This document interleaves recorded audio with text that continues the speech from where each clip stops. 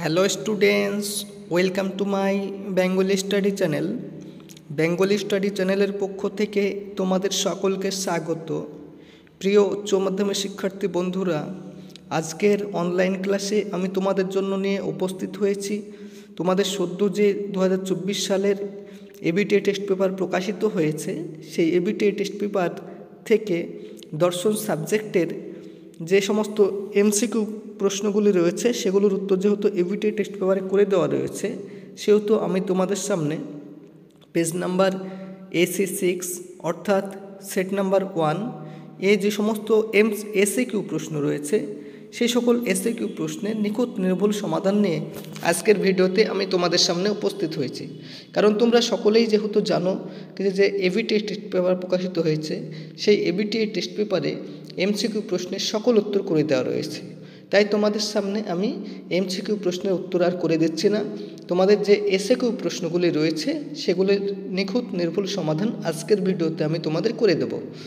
এর পাশাপাশি তোমরা যেহেতু উচ্চ মাধ্যমিকের এবিটিএ টেস্ট পেপার থেকে বাংলা রয়েছে, ইতিহাস রয়েছে, এই সমস্ত সাবজেক্টের রাষ্ট্রবিজ্ঞান রয়েছে, এই সমস্ত সাবজেক্টের যে এসএকিউ প্রশ্নগুলি সেট রয়েছে, সেই এসএকিউ প্রশ্নের সেটগুলি তোমরা যদি দেখে না থাকো তাহলে অবশ্যই আমার যে প্লেলিস্ট রয়েছে ইউটিউব চ্যানেলে, সেখানে গিয়ে তোমরা দেখে নেবে। তাই তোমরা যারা নতুন আমার এই চ্যানেলে ভিডিও দেখছো তারা অবশ্যই আমার এই চ্যানেলটিকে সাবস্ক্রাইব করবে এবং পাশে থাকা বেল আইকন বেলটি প্রেস করে অল নোটিফিকেশন অন করে দেবে, যাতে করে আমার ভিডিও ছাড়ার সঙ্গে সঙ্গে সবার আগে তোমাদের কাছে পৌঁছে যায়। তাই দেরি না করে চলো শুরু করি আজকের মূল আলোচনা। পেজ নাম্বার 6 2-এর 1 নম্বর কলাম, 2 নম্বরে তোমাদের 16টি প্রশ্নের উত্তর দিতে হবে। 16 নম্বর 1 নম্বর, একটি বৈধ যুক্তির দৃষ্টান্ত দাও। তাহলে তোমাদের একটি বৈধ যুক্তির দৃষ্টান্ত দিতে হবে। তাহলে বচন এ, সকল মানুষ হয় মরণশীল প্রাণী। এবারে অপ্রধান আশ্রয় বাক্যে তোমরা লিখবে বচন এ, সকল কবি হয় মানুষ। এবারে সিদ্ধান্ত তোমরা টানবে, অতএব বচন এ, সকল কবি হয় মরণশীল প্রাণী। এটি একটি বৈধ যুক্তি। অথবা দেখো একটি প্রশ্ন রয়েছে, মাধ্যম অনুমানে কয়েকটি যুক্তিবাক্য থাকে। তাহলে এই প্রশ্নের সঠিক উত্তরটি হলো মাধ্যম অনুমানে 2 বা ততোধিক আশ্রয় বাক্য বা যুক্তিবাক্য বা হেতুবাক্য থাকে। প্রশ্ন নাম্বার 2, কোন কোন বচনের মধ্যে বিরুদ্ধ বিরোধিতার সম্বন্ধ হয়। চলো এই প্রশ্নের সঠিক উত্তরটি আমরা দেখে নিই। 2টি সামান্য বচনের মধ্যে বিরুদ্ধ বিরোধিতার সম্বন্ধ হয়, যেমন এ ও ই ও আই বচনের মধ্যে। এবারে যে 3 নম্বর প্রশ্নটি রয়েছে সেটি আমরা চলো দেখে নিই। কোনো কোনো ছাত্র নয় মেধাবী, এই বচনটির বিরুদ্ধ বচনটি লেখো। তাহলে এই বচনটির বিরুদ্ধ বচন হলো বচন এ, সকল ছাত্র হয় মেধাবী। তাহলে এটি এ বচন হবে। অথবা দেখো একটি প্রশ্ন রয়েছে, বিপরীত বিরোধিতা কাকে বলে। চলো এই প্রশ্নের সঠিক উত্তরটি আমরা দেখে নিই।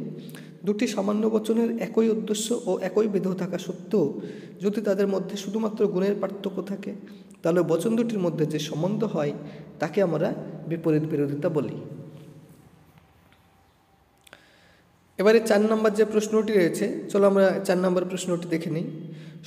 সংজ্ঞার্থমূলক এ বচনের আবর্তনের একটি দৃষ্টান্ত দাও। তাহলে এই প্রশ্নের সঠিক উত্তরটি হলো সকল মানুষ হয় বুদ্ধিবৃত্তি সম্পন্ন জীব। এটি এ বচন হলো আবর্তনীয়, অতএব সকল বুদ্ধিবৃত্তি সম্পন্ন জীব হয় মানুষ। এটা আবর্তিত হলো এ বচন। অথবা একটি প্রশ্ন রয়েছে, সেই প্রশ্নটি চলো আমরা দেখে নিই। আই বচনের বিবর্তনের বিবর্তিত বচনটি কী হবে। তাহলে চলো এই প্রশ্নের সঠিক উত্তরটি আমরা দেখে নিই। আই বচনের বিবর্তিত বচন হবে ও, তাহলে বচনের বিবর্তন হবে ও। 5 নম্বর প্রশ্ন, প্রাকল্পিক নিরপেক্ষ ন্যায়ের বৈধতার প্রথম নিয়মটি লেখো। চলো এই প্রশ্নের সঠিক উত্তরটি আমরা দেখে নিই। ভিতর প্রাকল্পিক বচনের পূর্বককে নিরপেক্ষ হেতুবাক্যে স্বীকার করার পর সিদ্ধান্তে অনুগকে স্বীকার করতে হয়। 6 নম্বর প্রশ্নটি চলো আমরা দেখে নিই। প্রাকল্পিক নিরপেক্ষ ন্যায়ের একটি মূর্ত দৃষ্টান্ত দাও। তাহলে এই প্রশ্নের সঠিক উত্তরটি হলো, যদি বৃষ্টি হয় তবে মাটি ভিজবে, অতএব বৃষ্টি হয়েছে, অতএব মাটি ভিজেছে। অথবা একটি প্রশ্ন রয়েছে, সেই প্রশ্নটি চলো আমরা দেখে নিই। বৈধতা বা অবৈধতা নির্ণয় করো, সে জীবিত অথবা মৃত।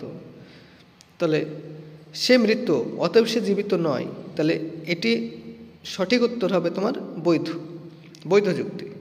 এবারে 7 নম্বর যে প্রশ্নটি রয়েছে সেই প্রশ্নটি আমরা দেখে নিই। শূন্যগর্ভ শ্রেণী কাকে বলে?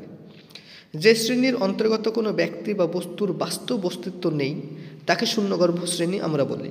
যেমন মৎস্যকন্যা শ্রেণী, রবি শ্রেণী, আকাশকুসুম শ্রেণী, পক্ষীরাজ ঘোড়ার শ্রেণী প্রভৃতি।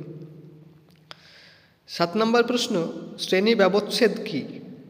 দুটি শ্রেণীর মধ্যে যে অংশ সাধারণভাবে বর্তমান সেই অংশ দিয়ে একটি ক্ষুদ্রতর শ্রেণী গঠিত হয়, একে বলে শ্রেণী ব্যবচ্ছেদ। তোমরা যদি বিভিন্ন ইয়ারের টেস্ট পেপার খোলো তাহলে তোমরা এই প্রশ্নটি দেখতে পাবে। এমনকি তোমাদের যে এবিটি টেস্ট পেপার প্রকাশিত হয়েছে তার বিভিন্ন পেজে, কিংবা ডাব্লিউবিটি টেস্ট পেপার প্রকাশিত হয়েছে তার বিভিন্ন পেজেও তোমরা এই প্রশ্নটি দেখতে পারবে। তারপরে 7 নম্বর যে প্রশ্নটি, শূন্যগর্ভ শ্রেণী কাকে বলে, এটিও তোমাদের এবছরের জন্য খুবই মারাত্মক গুরুত্বপূর্ণ প্রশ্ন। কারণ এটি তোমাদের যে রিসেন্ট উচ্চ মাধ্যমিক টেস্ট পরীক্ষা হয়ে গেল তাতে বিভিন্ন স্কুলে এই প্রশ্নটি এসেছে, তাই এই প্রশ্নগুলি তোমরা অত্যাধিক গুরুত্ব সহকারে পড়বে। পরের প্রশ্ন 9 নম্বর, নিবেশন দৃষ্টান্ত কাকে বলে? তোমাদের এই প্রশ্নটি আবার মারাত্মক গুরুত্বপূর্ণ, কারণ তোমরা যদি বিভিন্ন ইয়ারের টেস্ট পেপার ফলো করো তাহলে তোমরা এই প্রশ্নটি দেখতে পাবে। এটি খুবই গুরুত্বপূর্ণ প্রশ্ন। তোমাদের যে রিসেন্ট উচ্চ মাধ্যমিক পরীক্ষা হয়ে গেল সেই উচ্চ মাধ্যমিক পরীক্ষায় তোমাদের বিভিন্ন স্কুলে, অত্যাধিক বেশিরভাগ স্কুলে এই প্রশ্নটি এসেছে। চলো এই প্রশ্নের সঠিক উত্তরটি আমরা দেখে নিই। একটি বচন আকার থেকে প্রাপ্ত এক বা একাধিক বচনকে বলা হয় ওই আকারের নিবেশন দৃষ্টান্ত। যেমন পি, এই আণবিক বচন আকার থেকে রাম হয় মরণশীল, শ্যাম হয় মেধাবী ইত্যাদি বচন পাওয়া যেতে পারে। 10 নম্বর প্রশ্ন, এ ও বি সত্য এবং এক্স ওয়াই মিথ্যা হলে প্রদত্ত বচন আকারের সত্য মূল্য নির্ণয় করো। দেখা হচ্ছে এ ভ্যাল বি কার্ল এক্স ওয়াই, তাহলে এই প্রশ্নের সঠিক উত্তরটি হবে কার্ল এ ভ্যাল B greater than X dot Y. অথবা একটি প্রশ্ন রয়েছে, সেই প্রশ্নটি চলো আমরা দেখে নিই। একটি সংযোজিক যৌগিক বচন কখন মিথ্যা হয়? চলো এই প্রশ্নের সঠিক উত্তরটি আমরা দেখে নিই। সংযোগিক বচনের একটি সংঘাতে মিথ্যা হলে সমগ্র সংযোগিক বচনটি মিথ্যা হয়। পরের প্রশ্ন 11 নম্বর, কোন অনুমানকে শিশুসুলভ অনুমান বলা হয়? চলো এই প্রশ্নের সঠিক উত্তরটি আমরা দেখে নিই। অবৈজ্ঞানিক আরোহ অনুমানকে শিশুসুলভ অনুমান বলা হয়। তাহলে তোমাদের মনে একটা প্রশ্ন আসতে পারে যে শিশুসুলভ অনুমান কোন আরোহ অনুমানকে আমরা বলবো? তাহলে এই প্রশ্নের সঠিক উত্তরটি হয়ে যাবে তোমাদের অবৈজ্ঞানিক আরোহ অনুমান। 12 নম্বর প্রশ্ন, বৈজ্ঞানিক আরোহ অনুমানের বস্তুগত ভিত্তি কাকে বলে? বস্তুগত ভিত্তি কাকে বলে বা কি কি? তাহলে এই প্রশ্নের সঠিক উত্তরটি হলো পর্যবেক্ষণ ও পরীক্ষণ। তোমাদের এই প্রশ্নটি খুবই গুরুত্বপূর্ণ, মারাত্মক ইম্পর্টেন্ট প্রশ্ন। এবারে পরের প্রশ্ন 13 নম্বর, সরল গণনামূলক আরোহ অনুমান কাকে বলে? উদাহরণ দাও। চলো এই প্রশ্নের সঠিক উত্তরটি আমরা দেখে নিই। যে আরোহ অনুমানে দুটি ঘটনার মধ্যে নিয়মিত অবস্থান লক্ষ্য করে সামান্যীকরণ করা হয় তাকে সরল গণনামূলক আরোহ অনুমান বলে। পরের প্রশ্ন আলোচনা করার পূর্বেই তোমরা যারা নতুন আমার এই চ্যানেল ভিডিও দেখছো তারা অবশ্যই আমার এই চ্যানেলটিকে সাবস্ক্রাইব করবে, লাইক করবে, কমেন্ট করবে।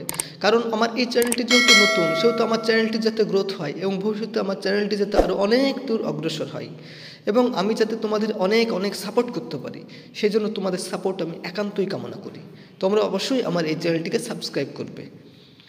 চলো এবার পরের প্রশ্নগুলি আমরা একে একে দেখে নিই।